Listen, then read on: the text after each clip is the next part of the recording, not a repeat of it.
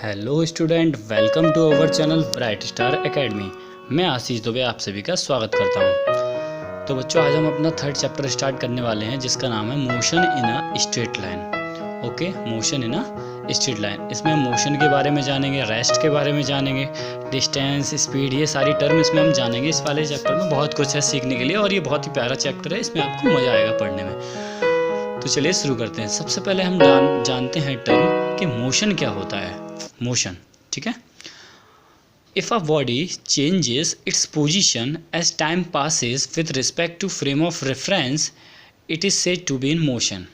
अगर कोई बॉडी अपनी पोजीशन को चेंज कर रही है टाइम के रिस्पेक्ट में, यानी धीरे धीरे टाइम भी हो रहा है और वो बॉडी भी अपनी पोजीशन को चेंज करती जा रही है, तो हम उसको कहेंगे कि ये जो बॉडी है वो आपकी मोशन में है। ये होता है मोशन, ठीक है। अब मोशन से ही एक और रिलेटेड टर्म हमारी रेस्ट। पहले आपको रेस्ट और मोशन दोनों को समझना होगा अच्छी तरीके से। तो मोशन तो बता दिया है, मोशन क्या होता है, ठीक है। अब बात करते हैं हम रेस्ट की। रेस्ट क्या होता है? रेस्ट यानी आराम अवस्था, जैसा कि आप लोगों को पता ही है। रेस्ट सब लोग जानते होंगे, नॉर्मल वर्ड है। If a body does not change its position at time passes with respect to frame of reference, it is said to be at rest. यानी कि अगर कोई बॉडी एक जगह से अपनी पोजीशन को चेंज नहीं कर रही है और टाइम पास होता चला जा रहा है, तो हम कहेंगे कि ये जो बॉडी है वो रेस्ट कंडीशन में रखी हुई है। तो इस तरीके से हम दोनों चीज़ों को समझ पाते हैं, मोशन और रेस्ट को। अब हमने जो मोशन की डेफिनेशन पढ़ी थी उसमें एक टर्म आ रही थी फ्रेम ऑफ रेफरेंस। तो फ्रेम ऑफ रेफरेंस क्या होता है, इसे ज़रा और समझते हैं। It is a system to which a set of coordinates are attached and with reference to which observer describe an event। यानी कि ये एक ऐसा सिस्टम होता है जिसमें कोऑर्डिनेट्स के सेट होते हैं, अटैच होते हैं वो से, और जो ऑब्जर्वर किसी भी इवेंट को डिस्क्राइब करता है इसके अंदर, ठीक है। ये होता है आपका फ्रेम ऑफ रेफरेंस, ठीक है। अब हमने क्या है, रेस्ट और मोशन के बारे में पढ़ा। Rest and motion are relative terms, it depends upon the frame of references. यानी जो रेस्ट एंड मोशन हैं वो आपके रिलेटिव टर्म्स हैं और ये फ्रेम ऑफ रेफरेंस पे डिपेंड्स रहती हैं, ठीक है। चलिए हम जरा मोशन के टाइप्स के बारे में आपको बता देते हैं। ये किसे हम आराम से टेबल के थ्रू समझते हैं, तो जिससे आपको आसानी से तीनों में डिफरेंस समझ में आ जाएगा, क्लियरली हो जाएगा, ठीक है। तो टाइप्स ऑफ मोशन, आपको 3 कॉलम बने हुए हैं। नंबर फर्स्ट कॉलम में लिखा है 1 डायमेंशनल, नंबर सेकंड में लिखा है 2 डायमेंशनल, नंबर थर्ड में लिखा है 3 डायमेंशनल, ठीक है। 1 dimensional motion of a body in a straight line is called 1 dimensional motion. यानी कि अगर कोई मोशन आपका स्ट्रेट लाइन में हो रहा है तो हम उसे कहेंगे कि ये 1 डायमेंशनल मोशन है। फॉर एग्जांपल, जैसे कोई कार जा रही है सिंपल रोड पे, आपकी ट्रेन चलती है, ठीक है। 2 डायमेंशनल मोशन क्या है? Motion of a body in a plane is called 2 dimensional motion. अगर कोई मोशन किसी प्लेन पे हो रहा है तो हम उसे कहेंगे कि ये मोशन जो है वो 2 डायमेंशनल है। प्लेन यानी एक ऐसा प्लेन जिसमें एक्स और वाई दोनों एक्सेस के रिस्पेक्ट में कोई चीज़ मूव कर रही हो, ठीक है। देन 3 डायमेंशनल मोशन क्या है? Motion of a body in space is called 3 dimensional space. यानी कि ऐसा मोशन जो आपका स्पेस में हो रहा हो, यानी कोई हवा में कोई चीज़ उड़ रही है, जैसे फॉर एग्जांपल बटरफ्लाई का मोशन है, ठीक है। बटरफ्लाई उड़ रही है तो वो ऊपर भी जा सकती है, आगे भी जा सकती है और नीचे भी आ सकती है, तो ये 3 डायमेंशनल में हो रहा है, तो इसे हम कहेंगे कौन सा मोशन? 3 डायमेंशनल मोशन, ठीक है। अब 1 डायमेंशनल में और देखते हैं। When only 1 coordinates of the position of a body changes with time then it is said to be moving 1 dimensional. यानी कि अगर सिर्फ इसमें 1 कोऑर्डिनेट चेंज हो रहा है पोजीशन का, ठीक है। इसमें आपका 2 डायमेंशन में 2 कोऑर्डिनेट, 3 डायमेंशन में 3 तीनों कोऑर्डिनेट। क्लियर, सिंपल सी बात है। अब इसके एग्जांपल की बात करते हैं। 1 dimensional motion of a car, जैसा कि अभी हमने बताया था, motion of free falling body, कोई ऊपर से नीचे चीज़ गिर रही है, ठीक है। 2 डायमेंशनल कैसा होता है?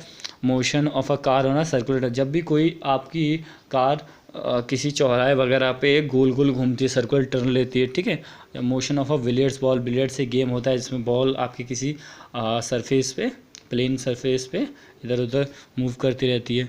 और motion of a flying like kite, insect वगैरह, ये आपका 3 डायमेंशनल होता है। तो ये थे types of motion, 1 dimensional, 2 dimensional and 3 dimensional, ठीक है। अब हम बात करते हैं नेक्स्ट टर्म कि पॉइंट मास क्या होता है। एक ऑब्जेक्ट होता है जिसको हम बोलते हैं पॉइंट मास ऑब्जेक्ट।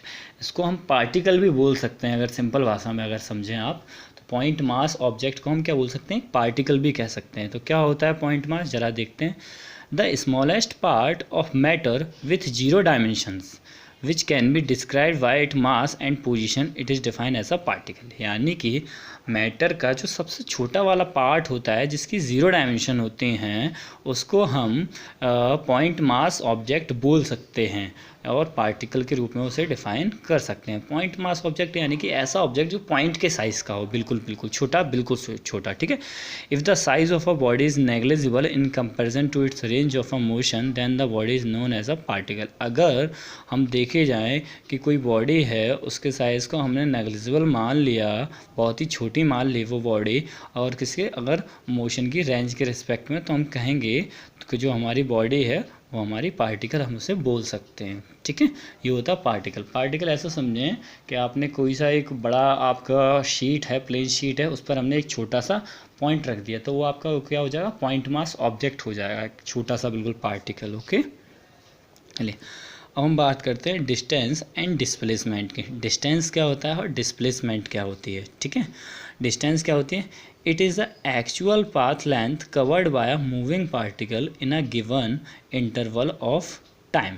यानी कि किसी भी पार्टिकल के द्वारा जो एक्चुअल पाथ की लेंथ कवर की जाती है एक पर्टिकुलर टाइम में, उसे हम डिस्टेंस कहते हैं, ठीक है। It is a scalar quantity, ये स्केलर क्वांटिटी होती है, इसकी यूनिट मीटर होती है और डायमेंशन फार्मूला उसका होता है m0L1T0, ठीक है। ये तो होती है डिस्टेंस। अब डिस्प्लेसमेंट को समझें, दोनों में ज़्यादा डिफरेंस नहीं है। डिस्प्लेसमेंट को समझेंगे, displacement is the change in position vector. अब इस डिस्प्लेसमेंट क्या कह रहा है, displacement is the change in position vector, यानी कि ये पोजीशन वेक्टर में चेंज होता है। That is a vector joining initial to final position. यानी कि अगर कोई वेक्टर इनिशियल पोजीशन और फाइनल पोजीशन को ज्वाइन कर रहा है तो हम उसको डिस्प्लेसमेंट कह सकते हैं। डिस्प्लेसमेंट आपकी वेक्टर क्वांटिटी होती है क्योंकि इसमें मैग्नीट्यूड और डायरेक्शन दोनों होती हैं। इसका भी डायमेंशन फार्मूला जो होता है वो डिस्टेंस के सेम ही है क्योंकि इनकी यूनिट दोनों की सेम रहती है। इसकी भी यूनिट ऐसा यूनिट मीटर है और डायमेंशन फार्मूला है m0L1T0, ठीक है। ये होते हैं हमारे डिस्टेंस और डिस्प्लेसमेंट। अब इसमें एक चीज़ आई है पोजीशन वेक्टर, तो पोजीशन वेक्टर को हम ज़रा समझ लेते हैं, ठीक है। पोजीशन वेक्टर क्या होता है? Position of any point is completely expressed by two factor. किसी भी पॉइंट की जो पोजीशन होती है हम उसे दो फैक्टर से पूरी तरीके से एक्सप्रेस कर सकते हैं। Its distance from the observer and its direction with respect to observer. यानी कि ऑब्जर्वर से जो डिस्टेंस है किसी भी पॉइंट की और डायरेक्शन है वो, इन दोनों फैक्टर से हम इसको एक्सप्रेस कर सकते हैं। That is why position is characterized by a vector known as position vector. तो इसी को हम क्या है, पोजीशन को एक वेक्टर से हम कैरेक्टराइज करते हैं, उसी को हम कहते हैं पोजीशन वेक्टर। ये होता है हमारा पोजीशन वेक्टर। तो डिस्टेंस एंड डिस्प्लेसमेंट आपने जान ही लिया है, ठीक है। अब क्या है, हम अगर इनको दोनों को कंपेयर करें तो ज़रा कुछ पॉइंट देखते हैं, comparison between distance and displacement, ये ज़रा देखते हैं, ठीक है। तो डिस्टेंस हमेशा ग्रेटर देन होती है डिस्प्लेसमेंट से, ठीक है। For a moving particle distance can never भी नेगेटिव और जीरो। डिस्टेंस कभी भी माइनस और ज़ीरो नहीं हो सकती, लेकिन डिस्प्लेसमेंट हो सकता है। अपने ऐसा तो है नहीं है कि डिस्टेंस की अगर बात करें वो कितना चल के आया, वो -5 किलोमीटर चल के आया, तो ये हम डिस्टेंस की बात कर रहे हैं, कोई -5 किलोमीटर थोड़ी ना चलेगा, ठीक है। और डिस्टेंस कभी भी ज़ीरो नहीं हो सकती और नेगेटिव नहीं हो सकती, लेकिन डिस्प्लेसमेंट ज़ीरो हो सकता है और नेगेटिव भी हो सकता है, ठीक है। For motion between two point displacements is single valued while distance depends on actual path and so can have many values। क्या है, जो डिस्प्लेसमेंट होता है ना वो दो पॉइंटों के बीच का होता है, इसलिए वो सिंगल वैल्यू पे डिपेंड होता है। लेकिन जो डिस्टेंस होती है वो एक्चुअल पथ होती है, इसलिए बहुत सारी वैल्यूज़ पे डिपेंड होती है। For a moving particle distance can never decrease with time. जो आपका कोई मूविंग पार्टिकल होता है ना उसकी जो डिस्टेंस है वो कभी भी डिक्रीज़ नहीं हो सकती टाइम के साथ में, लेकिन जो डिस्प्लेसमेंट है वो डिक्रीज़ हो सकता है टाइम के साथ में, ठीक है। In general magnitude of displacement is not equal to distance. हम सिंपल भाषा में बात करें तो जो मैग्नीट्यूड होता है डिस्प्लेसमेंट का वो इक्वल नहीं होता डिस्टेंस के।